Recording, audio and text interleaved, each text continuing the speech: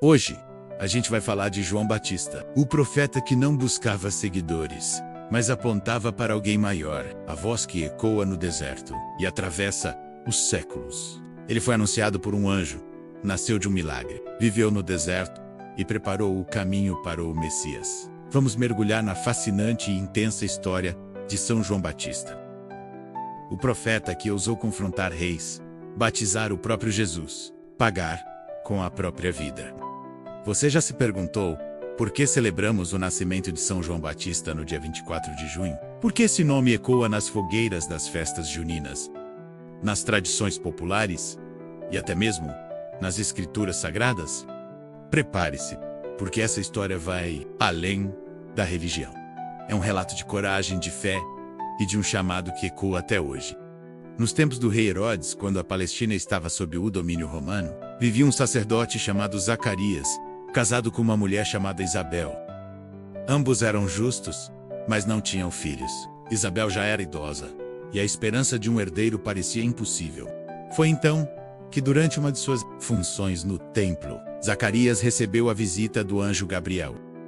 O mensageiro celeste anunciou: sua esposa dará à luz um filho, e seu nome será João. Ele será grande diante do Senhor. Zacarias duvidou, e por isso ficou mudo até o nascimento da criança. Pouco tempo depois, ela realmente engravida, e o que parecia impossível se torna realidade. Ao nascer, todos queriam batizar o menino com o nome do pai. Mas Isabel insiste: seu nome será João. Zacarias, ainda mudo, escreve em uma tábua: João é o seu nome. E naquele momento, sua voz retorna. Ele começa a louvar a Deus. O nome João, do hebraico Yohanan, significa Deus é propício, ou agraciado por Deus. E desde o seu nascimento, João já carrega um propósito divino: preparar os caminhos daquele que viria logo após ele. Mas o que aconteceu com João depois disso? Como um bebê milagroso se tornou o profeta mais impactante da Bíblia? Vamos descobrir agora, no próximo capítulo da vida de São João Batista. Após seu nascimento milagroso, as Escrituras silenciam sobre João por longos anos. Nenhuma palavra sobre sua infância, nenhuma linha sobre sua juventude.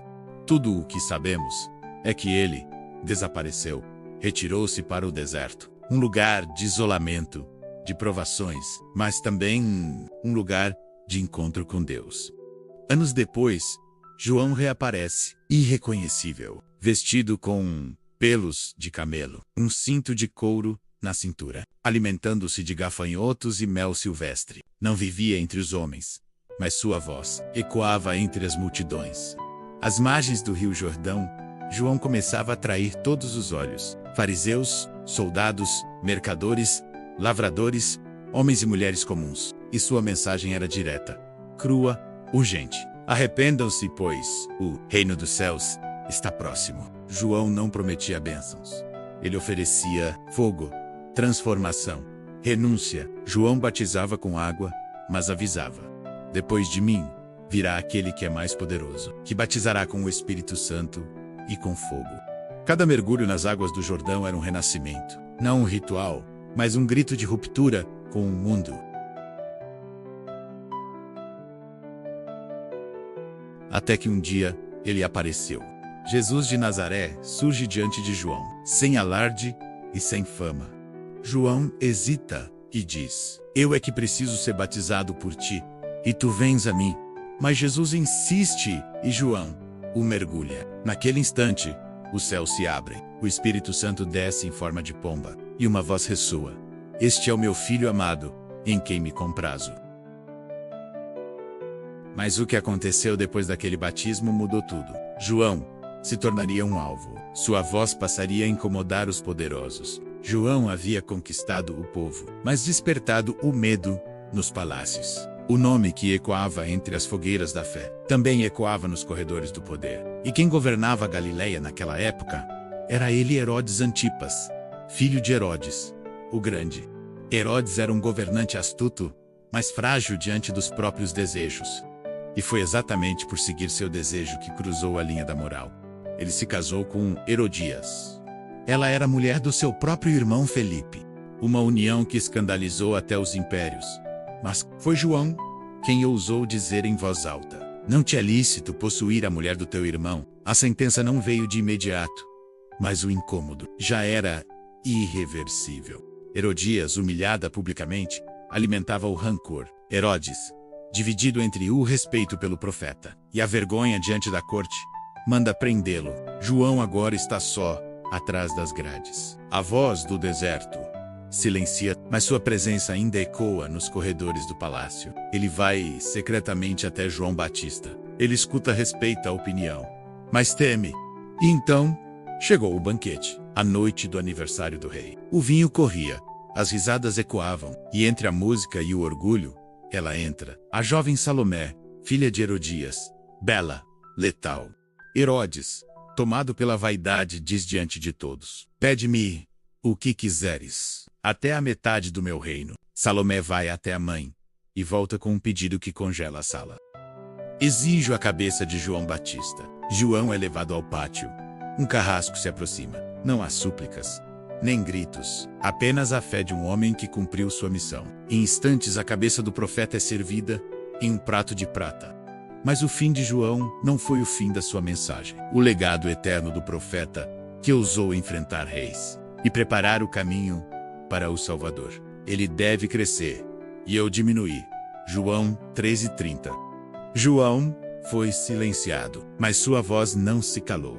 Ela ecoou nas palavras de Jesus, nas lembranças dos discípulos e nos primeiros passos da igreja. Entre os nascidos de mulher, não surgiu ninguém maior que João Batista, diria o próprio Cristo. João foi o último dos profetas do Antigo Testamento e o primeiro anunciador da nova aliança. Ele foi a ponte e o elo entre a espera, o cumprimento da promessa. Um mensageiro que preparou o caminho com renúncia, verdade e coragem. Sua influência vai além do cristianismo. No islamismo, João ou Yahya é considerado um profeta puro abençoado desde o ventre. No baísmo, ele é visto como uma manifestação espiritual iluminada. E entre os mandaístas, João Batista é a figura central da fé. João simboliza a coragem de quem fala a verdade, mesmo quando custa caro. A humildade de quem reconhece que seu papel é apenas apontar para o outro. E a força de quem cumpre a missão sem buscar glória. Ele não fazia milagres, não liderava exércitos, mas abalou impérios com a força de uma mensagem. Em um mundo onde tantos querem aparecer, João escolheu desaparecer. Em um tempo de vaidades, ele apontou para o Cordeiro. Ele deve crescer e eu diminuir. São João é um dos poucos santos celebrados, não pelo dia da sua morte, mas pelo dia do seu nascimento. E isso tem um motivo profundamente simbólico.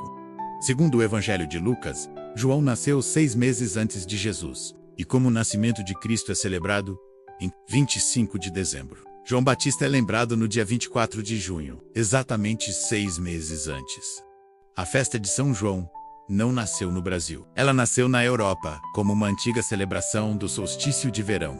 Mas a igreja, com sabedoria, uniu o rito natural ao rito sagrado e consagrou a data ao nascimento de João Batista, o santo da luz que diminui, para anunciar a luz verdadeira. Quando os portugueses trouxeram o cristianismo ao Brasil, trouxeram também as festas em honra a São João, Santo Antônio e São Pedro. E aqui essa tradição ganhou alma nova, ganhou cheiro de milho assado, bandeirinhas coloridas e o calor da fé do povo sertanejo. Mais do que uma festa, o São João virou símbolo de identidade brasileira. É o tempo do reencontro do forró, das quadrilhas e da lembrança de que a fé pode ser alegre, dançante e compartilhada. No sertão, a chuva é bênção, a terra é oração. E São João virou intercessor das colheitas, protetor dos lares e padroeiro dos namorados. Porque fé também é festa. E João, mesmo com sua vida austera, é celebrado com alegria. A cada 24 de junho, quando a fogueira estala, a memória de João se renova. Do deserto de Israel ao sertão nordestino, a sua voz continua viva. Porque quem nasce com propósito jamais desaparece da história. Se essa história aqueceu o seu coração como uma noite de São João, curta esse vídeo, compartilhe com quem ama essa festa e se inscreva no canal para mais histórias que iluminam, porque aqui cada chama acesa é uma lembrança viva da fé que não se apaga.